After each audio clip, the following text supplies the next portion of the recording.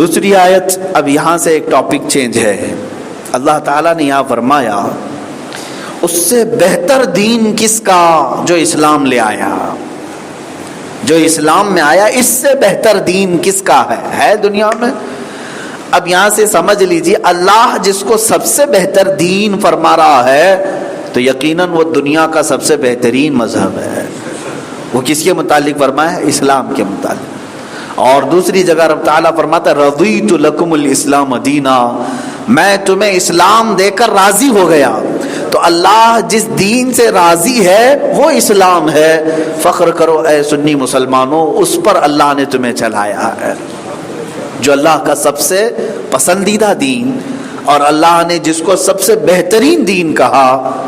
میرے عزیزو یہ صرف ہمارے آپس کی بات نہیں، میں چیلنج کرتا ہوں آج آئے کوئی ڈیبیٹ کرنے کے لیے کسی بھی دنیا کے کسی بھی ریلیجن یا مذہب کو کمپیئر کرنا چاہتا ہے. الحمدللہ میں نے کمپیریٹیو اسٹڈی کیا ہے تقریباً 14 مذاہب پر دنیا کے، اس میں بہت سارے آئے وہ بتائے مجھے اس سے بہتر انسانوں کے لیے وکلپ سولوشن میرے سامنے لا کر کے دکھا ہے.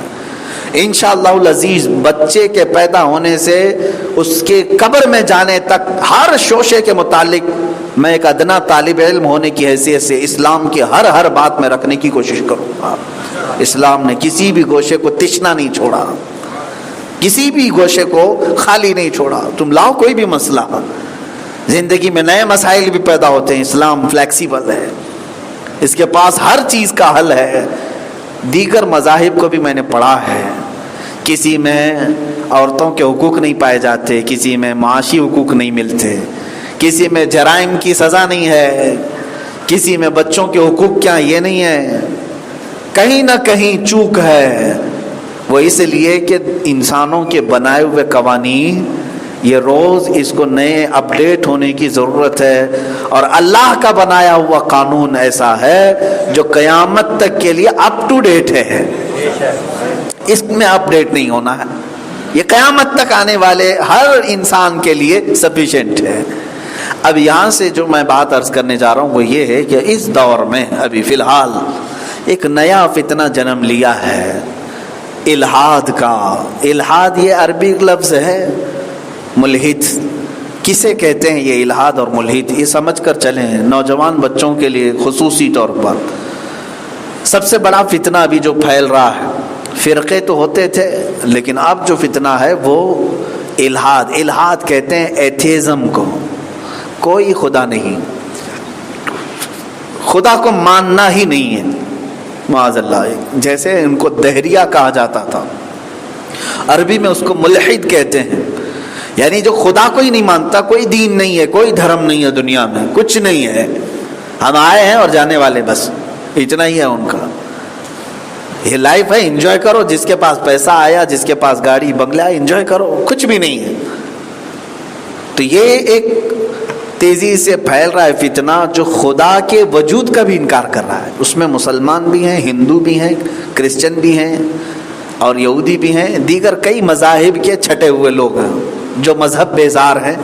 وہ سب جمع ہو رہے ہیں ایک پلیٹ فارم پر، اپنے آپ کو ایتھیسٹ کہتے ہیں، اس کو شاید یہاں پر ناستک کہتے ہیں.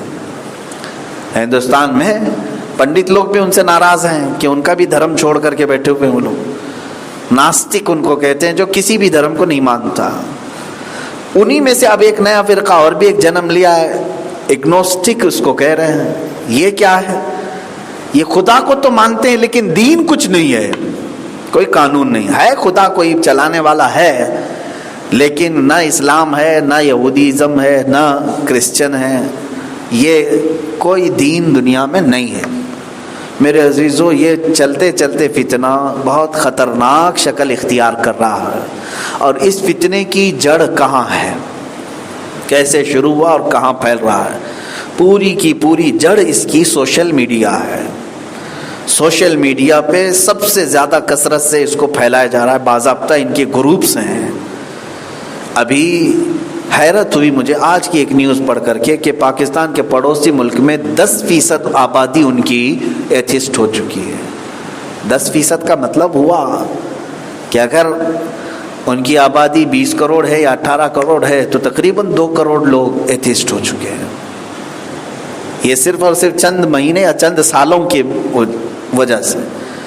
اور پوری دنیا میں یہ فتنہ بہت کثرت سے پھیلا جا رہا ہے. یورپ میں پہلے سے تھا، UK میں، امریکہ میں کئی لوگ ایسے ہیں جو خدا کے وجود کا انکار کرتے ہیں. ایک بات میں آپ کو بتاؤں، دنیا میں تقریباً جتنے مذاہب پائے جاتے ہیں سب کے ہاں خدا کا تصور ہے، الگ الگ انداز میں. ہم اللہ کو جس طرح سے مانتے ہیں ایسے ہی یہودیوں کے ہاں بھی خدا کا تصور ہے، اللہ ہے، اللہ تعالیٰ کے اوپر وہ ایمان رکھتے ہیں، یقین رکھتے ہیں، لیکن اس کی صفات میں چینجنگ کرتے ہیں. ظاہر سی بات ہے جیسے خدا کو ماننے کا حق ہے ویسے نہیں مانتے، لیکن مانتے ہیں ہے خدا ہے. عیسائی بھی خدا کو مانتے ہیں، خدا ہے، پاورفل ہے، طاقتور ہے، اس نے نبی بھی بھیجے، کتاب بھی بھیجے. عیسائیوں کے مذہب میں بھی خدا کا تصور ہے، لیکن اس خدا کے ساتھ وہ شریک ٹھہرا لیتے ہیں کہ خدا کا ایک بیٹا بھی ہے، بیوی بھی ہے. تو یہ کانسیپٹ اسلام کا نہیں ہے، لیکن خدا کا تصور ان کے ہاں بھی ہے. ہندوؤں کے ہاں بھی ہے خدا کا تصور. ہندو دین میں، یا ہندو کوئی مذہب نہیں مانتے، اس کو سناتن کہتے ہیں، سناتن دھرم جو پہلے سے ان کا موجود رہا ہے.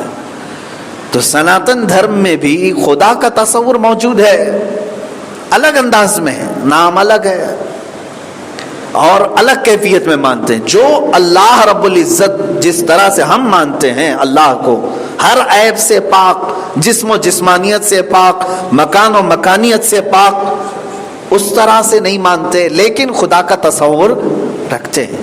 دنیا کے سب مذاہب میں کوئی نہ کوئی خدا کا تصور رکھتے ہیں، اپنا اپنا خدا.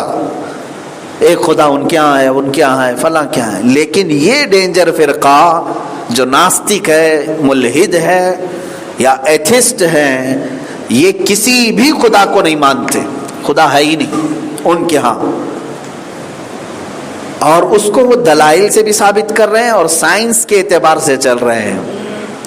سائنٹیفک طریقے سے وہ مانتے جا رہے ہیں کہ دیکھو سائنس اتنی ترقی کر چکا، اب یہ سب ادیان، یہ سارے مذاہب پرانے ہیں، اور دین جتنا لوگ فالو کر رہے ہیں یہ جھوٹی باتوں پر پھیلا ہوا دین ہے. معاذ اللہ یہ باتیں آئی، جھوٹی باتوں پر پھیلا ہوا اس کو کہہ رہے ہیں یہ دین ہے، اور لوگ اس کو نقل کرتے کرتے چلے آ گئے اور اب تک چل رہا ہے. تو اب یہ عقل والے آ گئے جن کو یہ اپنے آپ کو سمجھتے ہیں بڑے 30 مارکاں ہیں، اب ان سے زیادہ عقل کسی کو نہیں ہے، اور یہ سمجھتے ہیں کوئی دین نہیں، کوئی خدا نہیں.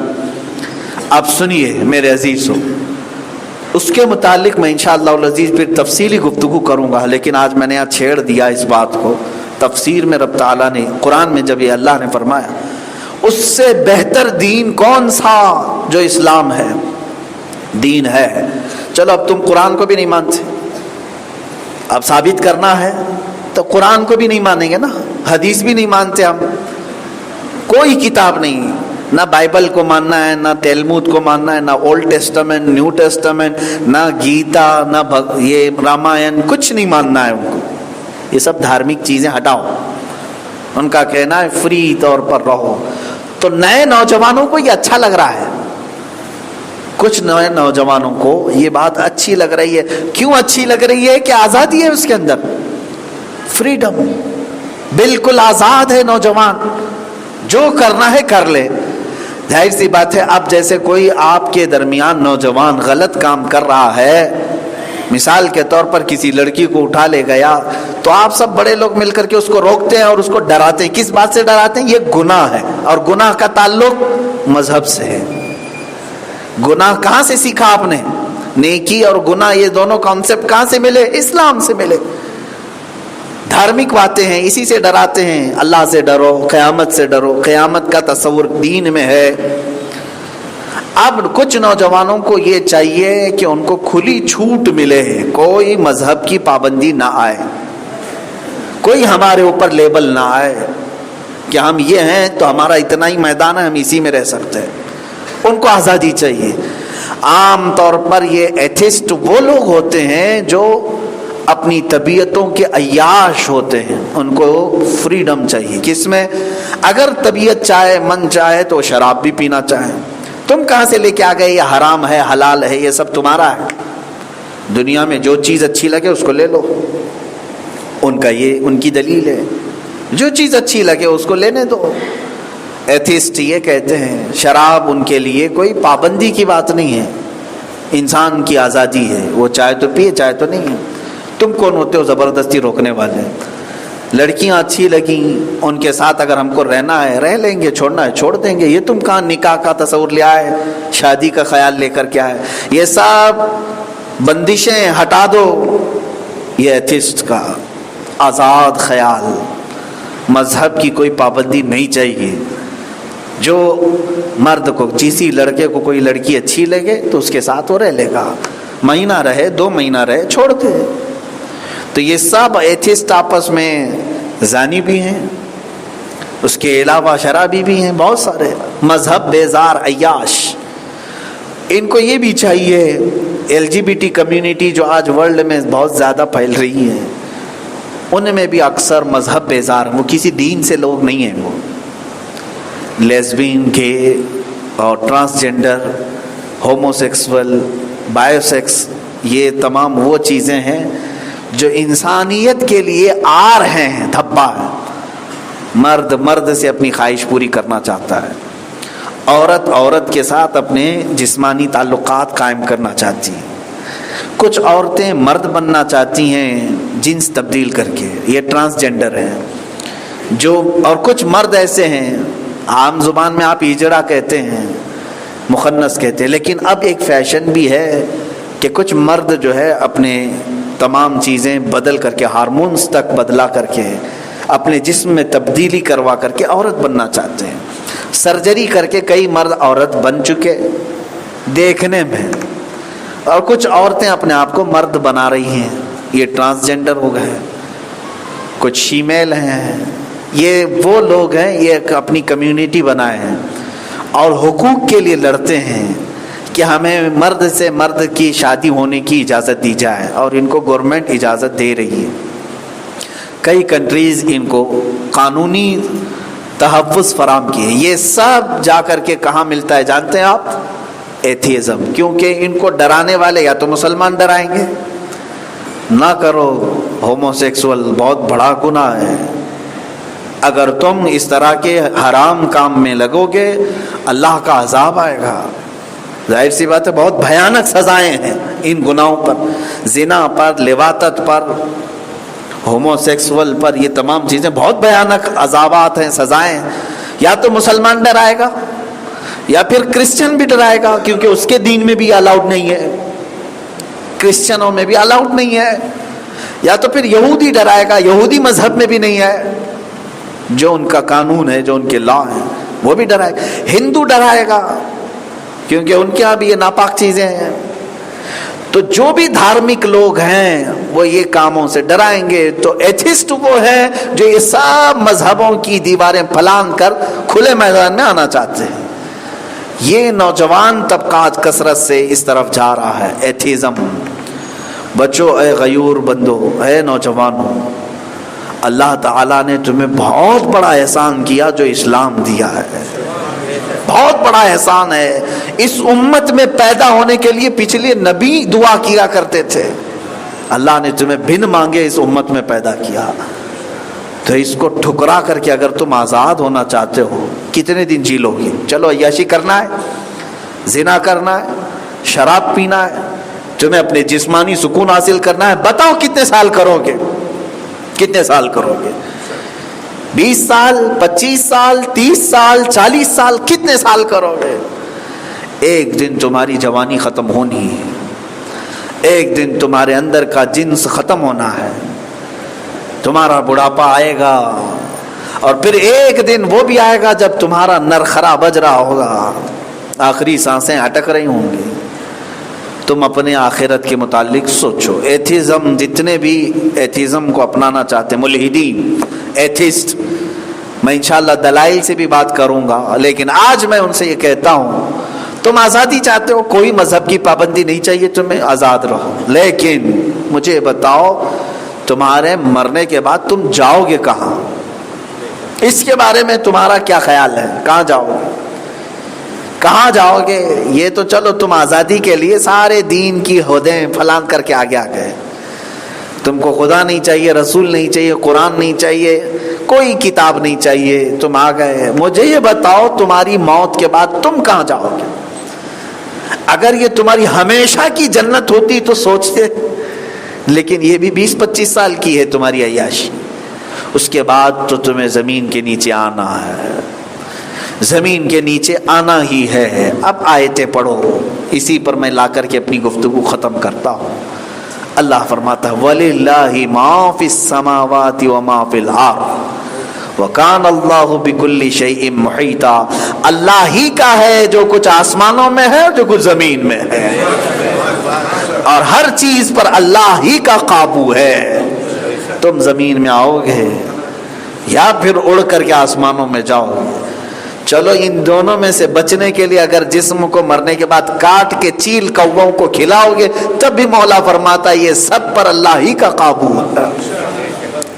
تمہاری ایک روح ہے، تمہاری ایک روح ہے، اس کو درد ہوگا اور وہ عذاب کا شکار بنے گی۔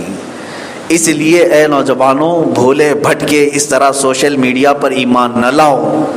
بہت کثرت سے آج سوشل میڈیا پر رہنے والوں پر یہ خطرہ منڈلا رہا ہے، یہ خطرہ منڈلا رہا ہے۔ 10% آبادی معمولی بات نہیں ہے، وہ پاکستان میں ہوگی، اس کی وجہ بھی میں جانتا ہوں، اس لیے کہ وہاں کے مسلمان آج اتنے عیاش ہو گئے کہ وہ ہر چیز میں مغرب زدہ ہیں، ماڈرنزم۔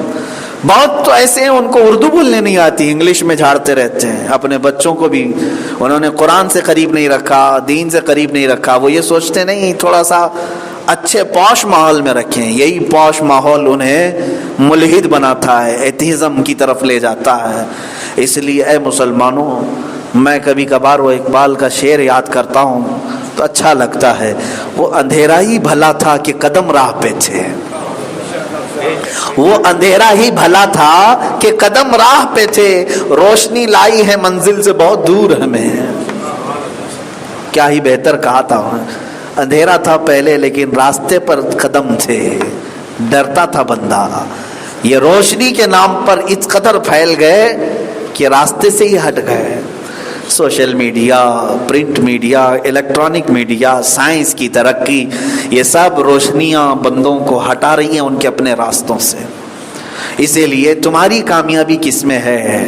تمہاری کامیابی 1400 سال پیچھے جانے میں ہی ہے، جہاں سے تمہیں رسول اللہ کے قدم نظر آئے، ان قدموں کے علاوہ ہماری کوئی زندگی نہیں۔ اسی لیے میں مسلمانوں سے اب گزارش کروں گا، جو بگڑ چکے اللہ انہیں ہدایت دے، لیکن جو تمہاری گود میں ہیں آج بچے اور جو تمہاری پرورش میں ہیں آج نوجوان، اے مسلمانوں تربیت ان کی آج سے شروع کرو، ان کو محبت مصطفیٰ، محبت قرآن، محبت خدا پڑھانا نہیں بلکہ پلانا شروع کر دو، بچوں کو پلانا شروع کر دو، اور ان سے زیادہ ان کے ذہن و دماغ میں قرآن کی عظمت بٹھاؤ، قرآن کی عظمت بٹھاؤ، حضور کا نام لیتے ہی ادب سکھاؤ، اتنا ادب سکھاؤ کہ بچہ موت تک جنگل میں بھی رہے اپنے نبی کو چھوڑ کر نہ رہے، اللہ اور قرآن کو چھوڑ کر کے نہ رہے۔